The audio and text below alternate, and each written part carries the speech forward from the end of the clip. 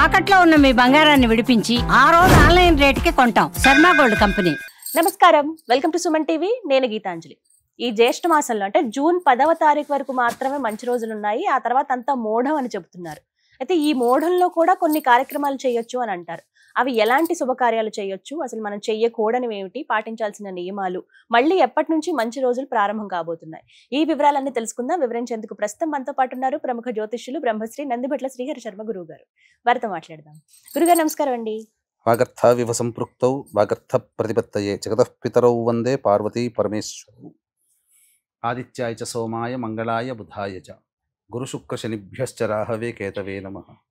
శృంగేరి జగద్గురు పీఠాధిపతులకి, కంచి పీఠాధిపతులకి నమస్కారములు తెలియచేసుకుంటూ కార్యక్రమాన్ని ప్రారంభిద్దాం. గురుగారు, మోఢం ఎందుకంటే 10 వరకే మంచి రోజులు అని చెప్తున్నారండి. ఇంకేమైనా ముహూర్తాలు పెట్టుకోవాలన్నా లేకపోతే ఇంకేమైనా చెయ్యాలనుకున్నా ఈ లోపే అని చెప్పారు. అయితే ఎక్కడ కన్ఫ్యూజన్ ఏర్పడిందంటే కొంతమంది ఏమో 12 వరకు బాగుంది అంటున్నారు, కొంతమంది ఏమో 15 వరకు బాగుంది అంటున్నారు. పోనీ 15 తర్వాత కూడా ఒక నెల రోజులు అంటున్నారు, లేదు 20 రోజులు అంటున్నారు. ఇలా చాలా సందేహాలు ఉన్నాయండి. అసలు ఎప్పటి నుంచి మోఢం ప్రారంభం అవుతుంది? మనకు ఈ పంచాంగ గణన పద్ధతుల్లో దృక్ సిద్ధాంతము, పూర్వగణిత సిద్ధాంతం అనేటువంటిది రెండు పద్ధతుల ప్రకారం ఉన్నాయి. కాలానుగుణంగా అనేక మార్పులు రావడం అంటే సిద్ధాంతంలో మార్పులు కాదమ్మా, కాలచక్రంలో మనకు తెలిసిందే ప్రతి రోజు కూడా 1 సెకండ్ పెరుగుతుందని.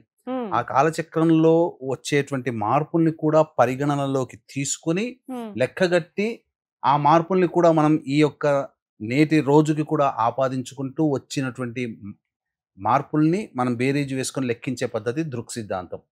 ఎప్పుడో గ్రహాలు అనేటువంటివి ఏర్పడినప్పుడు వాటి సంబంధంగా వచ్చేటువంటిది పూర్వగణితం. ఇక్కడ కొన్ని పంచాంగాలలో మనకు చెప్పబడినటువంటిది ఏంటంటే 11వ తారీఖు నుంచి అంటే 10 తెల్లవారి మధ్యరాత్రి 2:54 మూఢమి ప్రారంభమవుతుంది. ఎప్పటి వరకు ఉంటుంది? 9 జూలై వరకు ఉంటుంది. అంటే 29 రోజుల పాటు ఉండేటువంటి గురు మూఢమి అని అంటారు. ఇప్పుడు కొన్ని పంచాంగాల్లో 15వ తారీఖు నుంచి ప్రారంభమైనట్టుగా చెప్పారు. సరే, ఏది ఏమైనప్పటికీ కూడా మనకు మనం తీసుకోదలిచినటువంటిది మాత్రం 10వ తారీఖు రాత్రి తెల్లవారితే 11, కాబట్టి 11వ తారీఖు నుంచి 9వ తారీఖు వరకు తీసుకోవాలి గురు మూఢమి. మొత్తం మీద జూన్ 11 నుంచి జూలై 9వ తారీఖు వరకు అండి. అవునమ్మా. అయితే అసలు ఫస్ట్ ఈ మూఢం అంటే ఏంటి అనేది ముందుగా తెలుసుకోవాలనుకుంటున్నాం గురుగారు. మూఢమి లేదా మౌఢ్యము అనే పదానికి, సంస్కృత పదానికి అర్థము చీకటి అని అర్థం. చీకటి.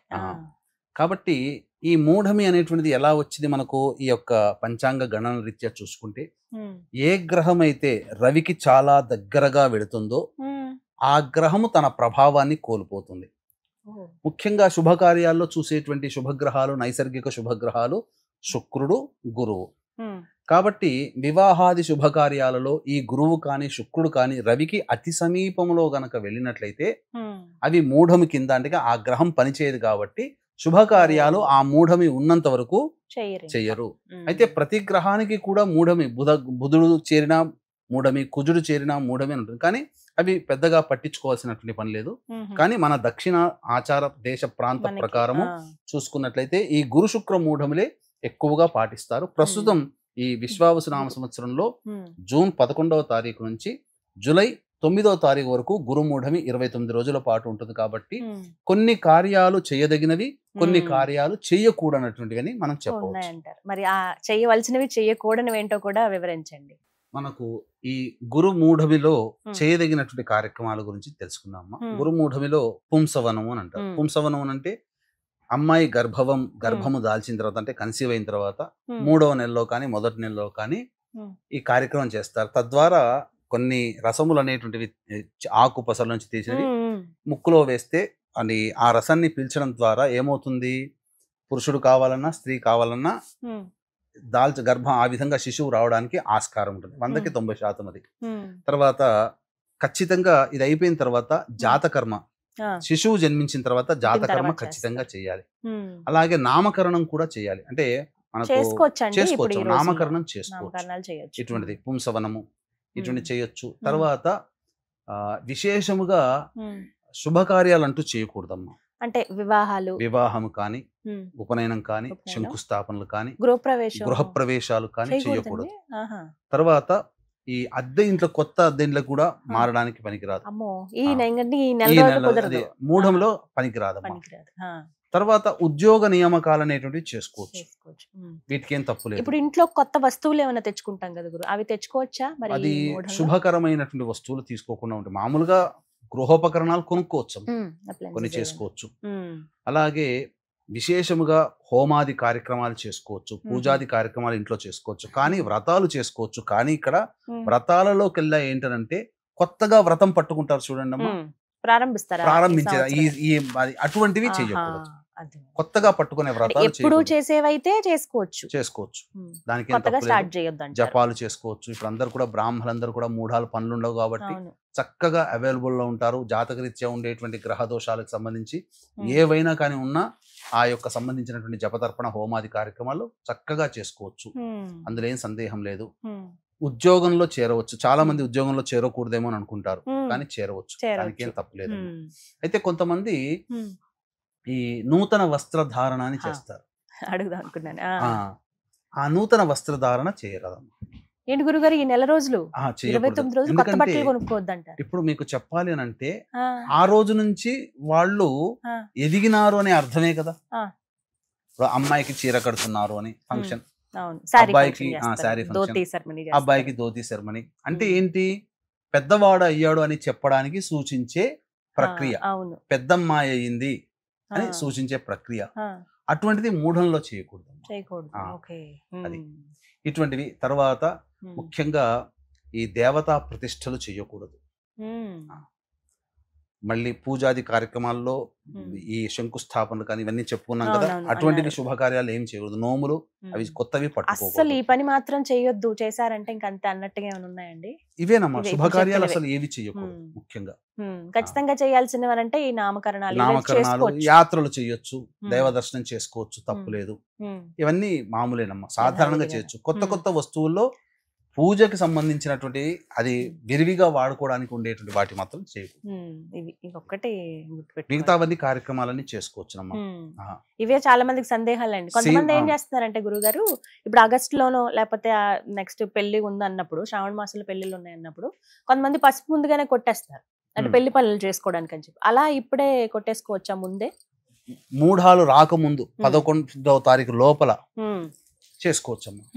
కానీ 11 రాత్రి మూఢం స్టార్ట్ అవుతుంది కదా, 10 రాత్రి తెల్లారితే 11 అనగా పనికిరాదు. అంటే పౌర్ణమి తిథి కూడా మనకు మూఢంలోనే ఉన్నట్టు లెక్క. పైగా పెళ్లి చూపులు పనికిరావు. పెళ్లి చూపులు, పెళ్లి పనులు ఏవి కూడా చేయకూడదు. శుభలగ్నాలు పత్రికలు రాసుకోకూడదు. ఇవన్నీ కూడా పనికిరావమ్మా. వివాహ సంబంధంగా ఏవైనా ఆ వస్తువులు కొనుక్కుంటారు కదా, ఆ కొనుగోలు చేయకూడదు మూఢంలో. ఇవన్నీ చెప్పబడి ఉన్నాయి. అంటే ఇప్పుడు ముందు పసుపు కొట్టేస్తే తీసుకోవచ్చండి? వాటికి తీసుకోవచ్చు, తప్పేం లేదు. ముందుగా పసుపు కొట్టుకొని చేసుకుంటే గనక ఆ పనిని ప్రారంభించిన వాళ్ళం అవుతాం కాబట్టి అది చేసుకోవచ్చు, ఇబ్బంది లేదు. శుభలేఖలు రాసుకోకూడదు, ప్రింటింగ్ చేయకూడదు. ఇవన్నీ కూడా మూఢంలో చేయకూడదమ్మా. తప్పదు అనుకున్నటువంటి కొన్ని ఉంటాయి చూడండి, ఆ పితృ కార్యక్రమాలు చేసుకోవాలి. అది తప్పదు, ఖచ్చితంగా పితృ కార్యక్రమాలు తిథి ఉన్నప్పుడు చేయాల్సిందే, అందులో సందేహమే లేదు. ఇంకా చెప్పాలి అని అంటే ఈ నామకరణం చేసుకోవచ్చు, ఎందుకంటే పేరు పెట్టాలి కదా. ఇవి తప్పులేదు, వీటికి తప్పులేదు. జాతకర్మ, పుట్టగానే జాతకరీత్యా ఉన్నటువంటి జాతకర్మ దోషాలు ఉంటే అవి చేసుకోవచ్చు, వాటికి తప్పులేదమ్మా. తర్వాత అన్నప్రాసన కూడా చేయొచ్చు. అన్నప్రాసనలో అంటే ఖచ్చితంగా స్త్రీకి పురుషుడికి సంబంధించి బేసి సరిమాసాలను ఉంటాయి కదా, ఖచ్చితంగా అది ఆ మాసంలో పడ్డప్పుడు చేయాల్సిందే, తప్పదు ఇక అది అన్నట్టుగా. ఇవన్నీ చేసుకోవచ్చు. ఇవి కొన్ని చేసుకోవచ్చు, కొన్ని చేయకూడదు. ఇవి ఒక్కటి తెలుసుకోవాలి. చాలా మంది ఇక్కడే సందేహం అండి, అమ్మో పెళ్లిళ్ళు వద్దంటున్నారు, మళ్ళీ ఇవైనా చెయ్యాలా వద్దా, పిల్లలకి ఇప్పటికే లేట్ అయిపోతుందని, ఈ అన్నప్రాసన లేట్ అయిపోయిందని చెప్పి. వ్యాపారాలు కూడా చేయకూడదు, ప్రారంభించకూడదు. కొత్తగా ఓపెనింగ్ అంటే గురుగారు ఒక మాట అండి, ఏం జరుగుతుంది చేస్తే గనక జరిగే ఫలితాలు ఎలా ఉంటాయి? ఫలితాలు చెప్తానమ్మా. అంటే గురువు అనేటువంటి వాడు ఏంటనంటే గ్రహాల్లో పనులలో అనుకూలతను సూచిస్తాడు. గురువు చేసేటువంటి పని ఏంటంటే గురుబలం ఉందిరా అని అంటాడు. నాకేంద్రా, నాకు గురుబలం ఉంది, నాకు ఏదైనా పని సరిగిపోతుంది అని అంటారు. అంటే ఏంటి, టకటక పనులు అయిపోతుంటాయి. ఆ గురువు పనికిరాని సమయంలో ఉన్నప్పుడు చేస్తే ఆ పనులు నత్తనడకన సాగుతాయి అని అర్థం. అలాగే శుక్రుడు వైభోగానికి కారకుడు, భోగానికి కారకుడు, నమస్తే. వివాహానికి కారకుడు, దాంపత్యానికి కారకుడు. ఇవన్నీ కూడా ఇబ్బందికరంగా మారుతాయి భవిష్యత్తులో. ఇవి చాలా సందర్భాల్లో మనము చూసామమ్మా. నా వ్యక్తిగత సందర్భంలో మా దగ్గర బంధువుల్లో అంటే ఆషాఢ మాసంలో ఎవరు కూడా ఎంగేజ్మెంట్ చేసుకోరు, సాధారణంగా చేయరు ఎవరు. కానీ మాకు చాలా రక్త సంబంధికులే గురువు గారు చెప్పారు, ఎవరు విద్య నేర్పిన గురువు గారు చెప్పారు, ఆయన మాట శిరోధార్యం అని చెప్పి ఆషాఢ మాసంలో పెట్టేసుకున్నారు. ఏమైపోయింది, కొంతకాలంకి అయిన తర్వాత ఆ అత్తగారు అంటే అబ్బాయి తల్లికి కొద్దిగా ఫైర్ యాక్సిడెంట్ లాగా అయ్యేది, త్రుటిలో ప్రమాదం తప్పింది ఎంగేజ్మెంట్ అయిన కొన్నాళ్ళకి. తర్వాత ఆ యొక్క దాంపత్యం ఎంతో కాలం నిలవలేదు, ఒక పుష్కర కాలంలోనే అది సమసిపోయింది. అంటే ఇవన్నీ జరిగినాయి అన్నప్పుడు, ఈ సంఘటనలు జరిగిన తర్వాత అనుభవంలో తెలుసుకున్న తర్వాత ఇవి చెయ్యకూడదు అన్నప్పుడు చెయ్యకుండా ఉండడమే మేలు. తొందరపడేది ఏముందమ్మా, కొంతకాలం ఆగామనుకోండి మంచి రోజులు వస్తాయి కదా, మంచి రోజుల్లో చేసుకోండి. శ్రావణ మాసం వస్తుంది, శ్రావణ మాసం మంచిదే. అంటే కొంతమంది కొట్టిపారేస్తూ ఉంటారా ఇవన్నీ కాదంట, కానీ జరుగుతాయమ్మా. ఇది నా వ్యక్తిగతంలోనే, నా కుటుంబంలో రక్త సంబంధికులోనే అన్నప్పుడు ఇంకా దీంట్లో ఏముందమ్మా, ఎవరు అతిథులు కాదు కాబట్టి అతిథులు కారు. అదొకటే గుర్తు పెట్టుకోవాలి. చక్కగా వివరించారండి, మాకైతే సందేహాలు అయితే నివృత్తి అయ్యాయి. ధన్యవాదాలు గురుగారు. సర్వం శ్రీ ఉమామహేశ్వర పరబ్రహ్మార్పణమస్తు.